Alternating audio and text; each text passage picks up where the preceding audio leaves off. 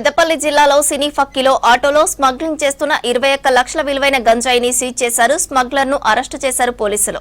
పెద్దపల్లి పట్టణంలోని మంతని ఫ్లైఓవర్ వద్ద వాహన తనిఖీల్లో పోలీసులకు అడ్డంగా దొరికిపోయాడు. ఆటోలో తరలిస్తున్న 42 కిలోల గంజాయి, ఆటో, మొబైల్ ఫోన్ను స్వాధీనం చేసుకున్నారు. భూపాలపల్లి జిల్లాకు చెందిన సాంబయ్య, ఒడిశాకు చెందిన రమేష్ సహాయంతో గత కొంతకాలంగా పెద్దపల్లి, మంచిర్యాల జిల్లాలకు గంజాయిని స్మగ్లింగ్ చేస్తున్నట్లు నిర్ధారించారు పోలీసులు. ఛత్తీస్గఢ్లోని కుసుమ జిల్లా నుంచి గంజాయిని ఆటోలో సరఫరా చేస్తున్నట్లు తెలిపారు పోలీసులు.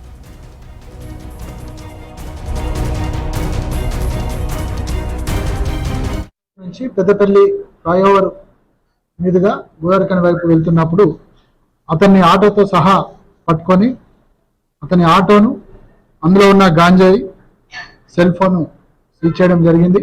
అతను గత కొంతకాలంగా ఈ జల్సాలకు అలవాటు పడి గాంజాయి ఒరిస్సా రాష్ట్రానికి సంబంధించిన వ్యక్తి సహాయంతో ఛత్తీస్గఢ్ రాష్ట్రం నుంచి వీళ్ళు గాంజాయి తక్కువ ధరకు అక్కడ కొని తీసుకొచ్చి పెద్దపల్లి జిల్లా, అదేవిధంగా మంచిర్యాల జిల్లాలకు సంబంధించి ఎవరెవరైతే గాంజాయి వాడుతున్నారో వాళ్లకు ఎక్కువ ధరకు అమ్మి వచ్చిన డబ్బులతో వీళ్ళు జల్సాలు చేయడం అనేది జరుగుతున్నది.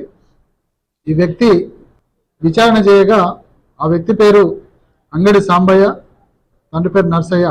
వీళ్ళది ములుగు జిల్లా ధర్మారావుపేట. వీళ్ళు ప్రస్తుతం ఉండేది బసవరాజుపల్లె గన్పూర్ మండలం భూపాలపల్లి జిల్లాలో ఉంటున్నాడు.